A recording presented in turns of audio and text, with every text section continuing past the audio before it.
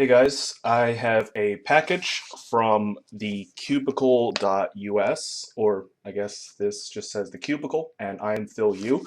So actually, my own company shipped me products. So what I'll do is I'll open this and I will give you guys an overview of the products inside. So let's get ahead and cut this open. Let's see what we've got. Okay, we've got a tough envelope. All right, so these are the C5 WitYous. It looks like I did not get a business card, but that's okay. I will always love the cubicle.us. And this is what the box looks like. I got a black one and a white one, and I will be reviewing one of them because chances are they'll be the same. But this is what the box looks like, and what the cube looks like. So let's take a look at my first impressions.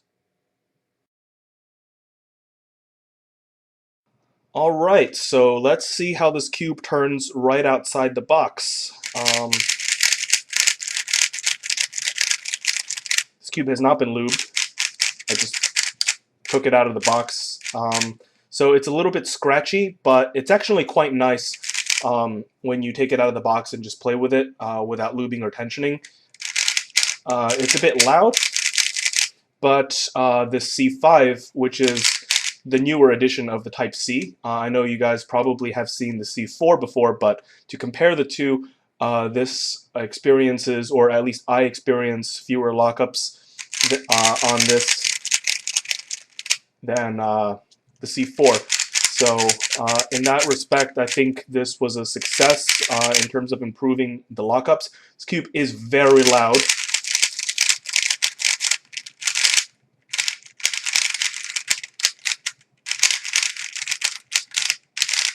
And it is kind of scratchy. Of course, that's just lack of lube. I will lube it up, and we'll see how it works. Just a quick word about the stickers. I love this blue. It's actually really similar to the blue that I have on my cube. If you look like this. So I really like the light blue, and I think it's nice of them to just have it on the cube.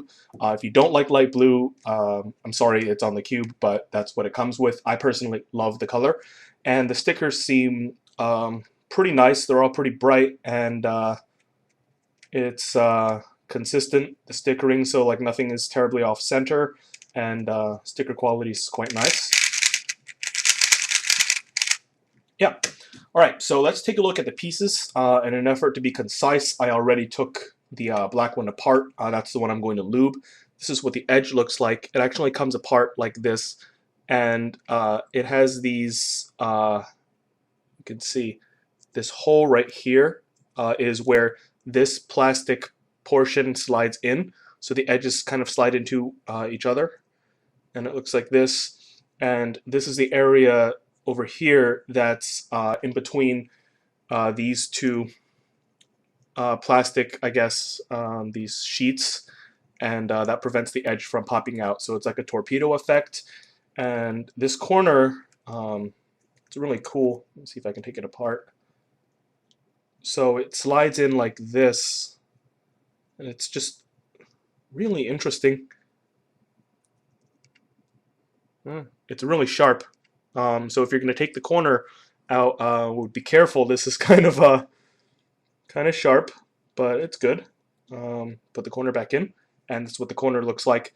If you run your finger along this area, it's very smooth. So that's what it looks like. This is the center, and this is a cap. The cap has a tab over here. You can see it.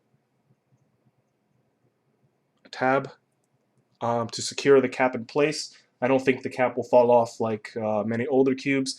And this is the kind of ball-like structure you've got in the middle that holds the edges in place. So yeah, that's the idea. So what I'm going to do is I'm going to lube this black cube and come back and show you guys what the cube feels like and looks like when it's moving and lubed. So let me lube the puzzle. Be right back. Hey guys, actually, I'm not done lubing yet. I'm almost done. I just thought I would show you the internal mechanism. I didn't realize this because I couldn't see what the inside was like, but as soon as I opened it, I was like, man, this is cool. I have to show everyone. So I'll show you guys what's going on here. So this is your typical spring and washer setup. It's got only one washer and it fits inside like this. But what the interesting thing is that this thing here, which is this big plastic tab that sits under this centerpiece, in the C4 it used to freely rotate. And what happens here in the C5 is that you see this protruding bit of plastic right here. This piece actually sits on top of it and cannot rotate. So when the cube is assembled, these two pieces function as a single piece. So it's really interesting in that respect. I'm not sure whether or not that helps or doesn't help. I have no clue. But it's very interesting how they kind of effectively built one piece out of two pieces like this. And the screw kind of skewers them like this, and they function as a single piece. These screws are actually really high quality.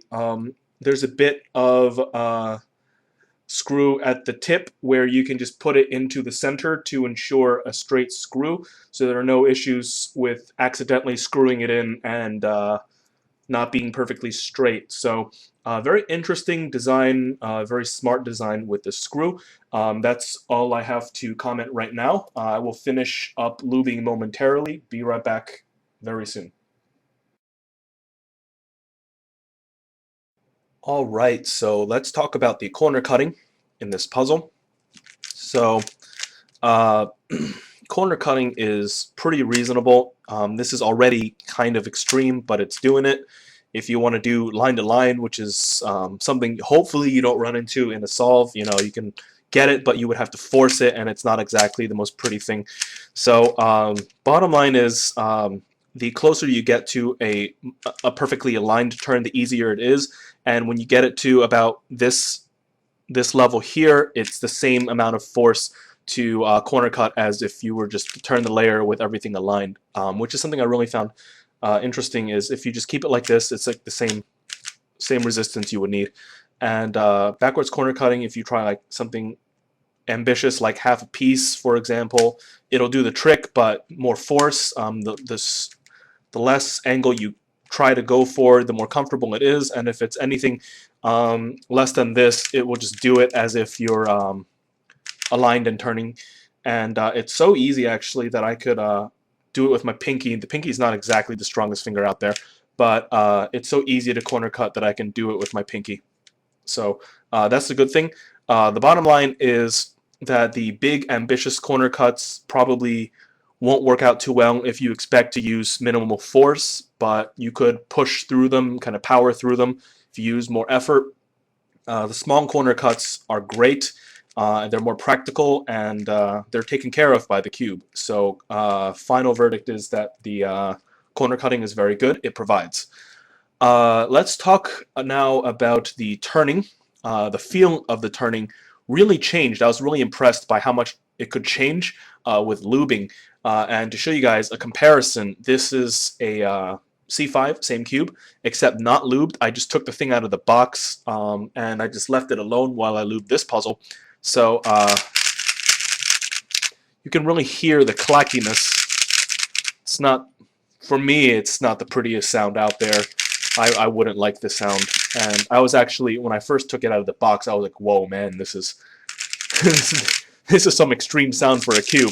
But I lubed it, and now it's much better.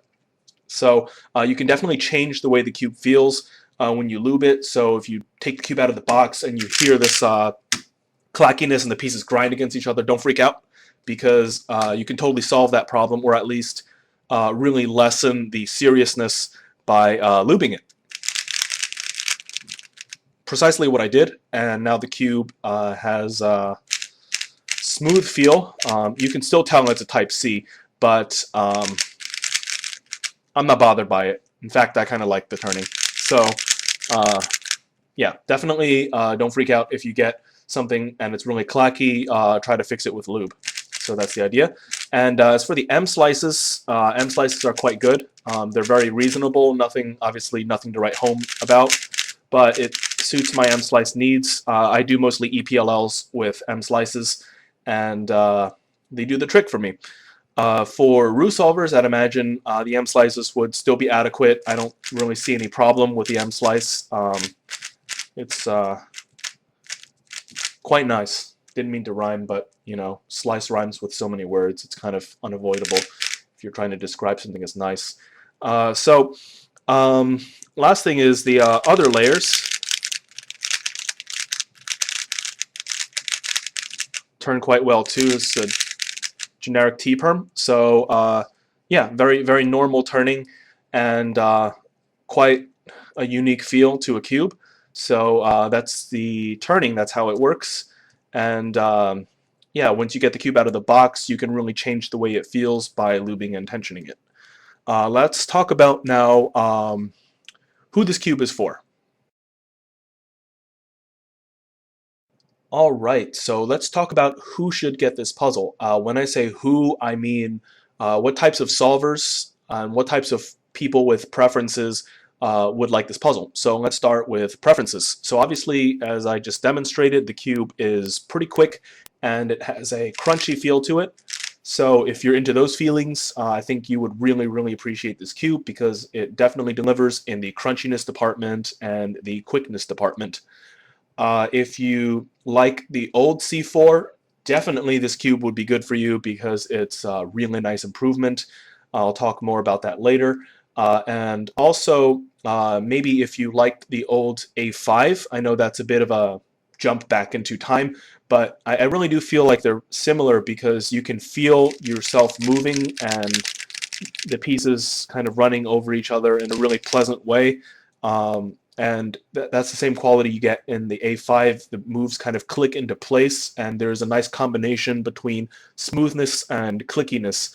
And in that respect, I think these cubes are very similar. Also, I feel like cubers that turn a bit on the light side would also appreciate this because most of the precision comes from turning light.